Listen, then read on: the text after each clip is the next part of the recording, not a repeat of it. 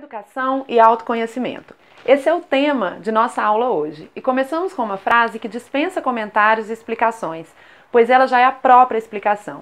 Há um mundo a ser descoberto dentro de cada criança e de cada jovem. Só não consegue descobri-lo quem está encarcerado dentro do seu próprio mundo.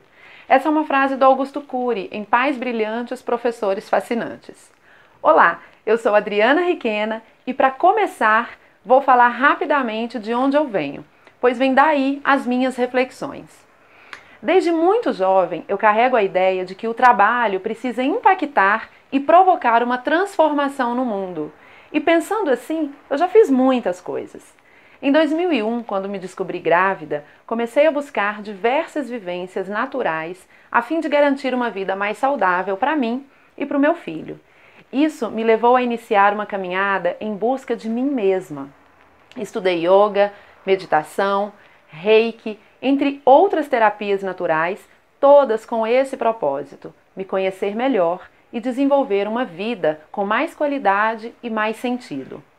Em 2005, com meu filho crescendo e apresentando cada vez mais desafios, especialmente para uma mãe de primeira viagem, eu percebi a enorme necessidade de buscar um conhecimento mais específico sobre desenvolvimento e educação infantil. Daí eu fui fazer pedagogia. Em 2008, encantada pelo universo da educação, comecei minha jornada na escola regular, primeiro como professora, depois na supervisão e coordenação pedagógica. A partir daí, ao mesmo tempo que eu me encantava com as diversas possibilidades, eu também me frustrava pelos enormes obstáculos que se levantavam quando eu tentava construir algo mais fora da caixa. Esse sentimento me afastou do ambiente escolar diversas vezes. Mas não adianta. Quando a gente nasce para fazer aquilo, por mais distante que caminhemos, sempre voltamos para lá. A educação nunca saiu de mim, mas comecei a perceber que de nada adiantava eu tentar sozinha provocar uma grande mudança. A possibilidade de escalar o resultado era mínima. Assim, após muito estudo e reflexão, percebi que era preciso repensar a minha formação enquanto educadora, seja como mãe, seja como professora. A pergunta que norteou essa reflexão é a mesma que conduz a nossa conversa de hoje. Como provocar o meu educando a viver fora da caixa, a ser ele mesmo, a fazer descobertas por si, a partir da minha formação, que foi feita dentro de uma caixa padronizada e tinha um grande objetivo: tornar-me uma pessoa competitiva, mas sem alimentar minhas qualidades únicas, pois eu deveria ser igual a todos. Para responder essa pergunta, a primeira coisa a fazer é entender que precisamos nos colocar diante da vida como mestres do aprender. Isso mesmo, mestres do aprender. Não faz muito tempo, eu conheci o Boletim da Vida, apresentado pelo Murilo Gun. Esse boletim tem 17 camadas. E nessa aula, nosso foco parte da ótica da camada educadora-aprendedora. É a partir dela que vamos refletir sobre o conceito de sermos mestres do aprender. Rubem Alves, no livro Conversa sobre Educação, diz que a educação tem duas grandes tarefas. A primeira é ensinar as crianças a serem elas mesmas. A segunda é ensinar a conviver. É bastante improvável que sejamos bons educadores se não conseguirmos aprender de algum jeito essas duas tarefas que talvez não tenham sido trabalhadas conosco na infância. Surge então outra questão: como eu vou aprender isso? Você já deu o primeiro passo, você está aqui em busca de autodesenvolvimento, mas algumas reflexões podem ajudar você a aprofundar essa caminhada. A primeira delas é a questão da mudança. Mudança significa modificação, transformação ou mutação de condição de alguma coisa. Metamorfose física ou moral. Transmutação que ocorre na sequência de um acontecimento ou de um fenômeno. Variação ou alteração.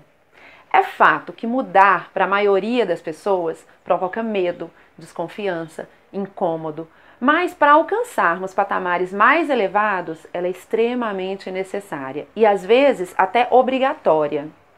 A dificuldade que vemos quando falamos de educação é que precisamos retomar uma educação que não foi desenvolvida conosco. Veja bem, a maioria de nós vem de uma escola que já passou por diversos formatos, mas nunca mudou a sua essência. Então, temos um currículo padronizado, que até bem pouco tempo era chamado de grade curricular, que busca se sustentar em habilidades lógicas e linguísticas apenas. Um currículo que não tem a preocupação de se adaptar à individualidade de cada educando. Um currículo que passa apenas pela reprodução do saber e, para não generalizar totalmente, em raríssimas vezes, busca a construção criativa. Eu gosto muito de Rubem Alves, então nós vamos recorrer a ele diversas vezes aqui nessa aula. Pois bem, sobre essas tantas reformas do sistema de educação no Brasil, ele dizia o seguinte: a alma da reforma, da transformação da educação, não é nenhum programa, não é nada, é o professor. E o professor é a cabeça, então é o coração do professor que faz dele um educador. É louco, né? A gente que diz que precisamos planejar, agir de forma racional, mas o que faz o processo acontecer de verdade é a paixão do educador, é o que ele carrega no coração, na alma. Ah, claro que quando ele diz professor, já saiba sempre que eu estou incluindo nessa categoria nós, pais e mães ou responsáveis pela educação de uma criança. Partindo disso, temos a vivência de uma educação tradicional, onde o professor ou os pais detinham todo o conhecimento e, por meio do autoritarismo, colocavam ordem na bagunça. Criança não tinha vez nem voz. O professor era a referência e jamais poderia ser contestado. Então, precisamos nos reeducar, ou seja, vivenciar essa metamorfose que falei antes, para compreender que a criança de hoje nos olha no olho e nos diz o que precisa. Se não nos abrirmos para essa transmutação, não conseguiremos construir com essa criança a educação que fará a diferença em sua vida. Seremos apenas meros reprodutores de um sistema que há algum tempo se mostra ineficaz. A criança estabelece interações com o mundo desde que nasce, interrogando, investigando, buscando conhecê-lo e tendo no brincar sua principal forma de compreensão e manifestação no mundo. Não permitir e estimular essas relações é não trabalhar em prol do objetivo da educação, que não é dar informações, mas ensinar a pensar. Porque se nós ensinamos a pensar, a pessoa vai buscar informações. E como é que nós construímos essa educação, saindo cada vez mais da posição de castradores da inteligência da nossa criança? Nós entramos então em nossa segunda reflexão, o autoconhecimento. Autoconhecimento é o conhecimento de si mesmo, das próprias características, dos seus sentimentos, inclinações, é se ver por dentro. Para isso, precisamos nos desapegar do orgulho e da vaidade que preenche o nosso ser. Porque olhar para dentro é um convite a enxergar e refletir sobre os mínimos detalhes, os feios e os bonitos, os bacanas e os não tão bacanas assim, os que tudo bem se alguém ver e aqueles que nós preferimos esconder. Pensa no incômodo de mexer na sujeira debaixo do tapete. Vixe, Adriana, essa aula tá parecendo aquelas baboseiras de autoajuda. Eu sei, mas eu não dissocio o aprender do conhecer-se. Sócrates dizia que se quiséssemos aprender algo, deveríamos começar pela máxima que está lá no oráculo de Delfos. Conhece-te a ti mesmo. E se conhecer pressupõe mexer na sujeira. Paulo Freire, outro educador que eu amo e respeito demais, dizia que uma educação libertadora é uma educação que leva o homem a uma nova postura diante dos problemas do seu tempo e do seu espaço. Veja bem, como desenvolver essa postura se optamos pela manutenção desse eu antigo, arraigado na crença de que aqui mando eu? Daí a gente cai numa terceira reflexão. As pessoas se posicionam a partir do seu mapa mental. A programação neurolinguística nos apresenta o conceito de mapa mental, que é a forma como enxergamos o mundo a partir de nossas experiências, nossos sentidos, nossas crenças. Impor ao nosso educando conceitos arcaicos, fundados apenas na minha forma de ver o mundo, não é eficiente. É preciso abrir espaço para compreendermos que o nosso mapa não é o território, ou seja, nosso mapa diz sobre nossas experiências. Nosso educando tem outras referências e precisa ser respeitado nisso. Esse respeito passa pela construção de um processo educativo mais ampliado, mais agregador, mais significativo para ele.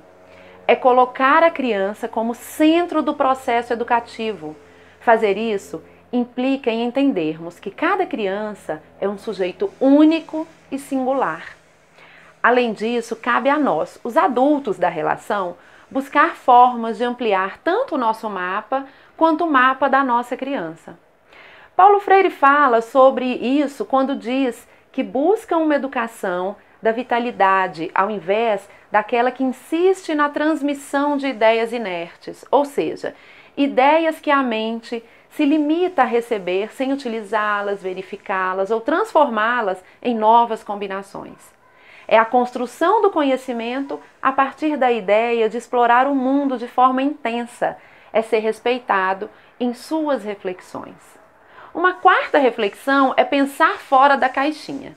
A educação é, acima de tudo, uma tentativa constante de mudança de atitude. Mas a mudança de atitude precisa acontecer a partir de parâmetros que não necessariamente partam apenas do mapa que eu já tenho. É preciso ampliar as possibilidades. É preciso se posicionar como um mestre do aprender. É preciso abrir espaço da escuta ativa da nossa criança. A criança não espera pela vida, ela vai ao encontro da vida. Não se atentar a isso é demonstração de que você está apenas exercitando a audição, mas não está escutando a sua criança. Quando escutamos nossa criança concreta, não aquela que vive dentro de nós, nos posicionamos de forma diferente e exercitamos plenamente o ser mestre do aprender. Isso porque a criança nos ensina o tempo todo a pensar fora da caixa, mas só conseguimos abrir espaço para esse aprendizado quando escutamos ativamente o que ela nos diz. Pensar fora da caixa é entender que a educação é um ato de amor, por isso um ato de coragem. Pensar fora da caixa é saber que uma pedagogia da autonomia tem de estar centrada em experiências estimuladoras da decisão e da responsabilidade. Vale dizer, inclusive, em experiências respeitosas da liberdade. Então é isso, pessoal. Espero que as reflexões que te apresentei aqui te ajudem a caminhar um pouco mais para uma construção educativa mais saudável entre você e sua criança, seja ela seu filho ou seu aluno. Mas para dar uma sistematizada melhor, coisa típica de professora mesmo, nós vamos dar uma olhadinha nas 4 reflexões que apareceram ao longo da aula. Dá uma conferida.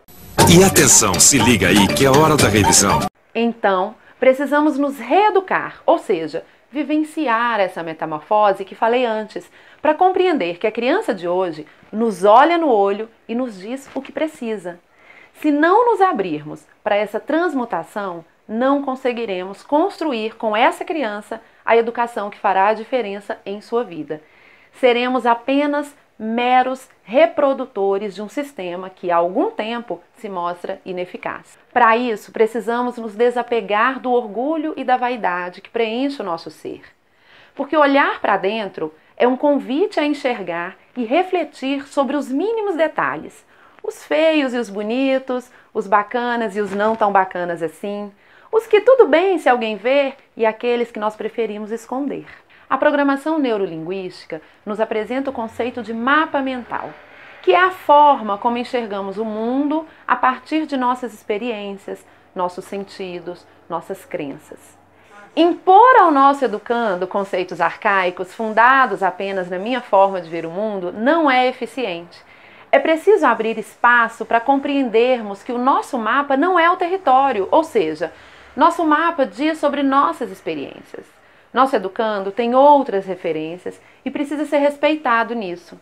Quando escutamos nossa criança concreta, não aquela que vive dentro de nós, nos posicionamos de forma diferente e exercitamos plenamente o ser mestre do aprender. Isso porque a criança nos ensina o tempo todo a pensar fora da caixa. Mas só conseguimos abrir espaço para esse aprendizado quando escutamos ativamente o que ela nos diz. Agora sim, acabamos. E claro, aproveita esses pensamentos que começaram a surgir aí na sua cabeça e compartilha aqui nos comentários com a gente. Só assim essa aula fará sentido mesmo. Um beijo grande e até a próxima!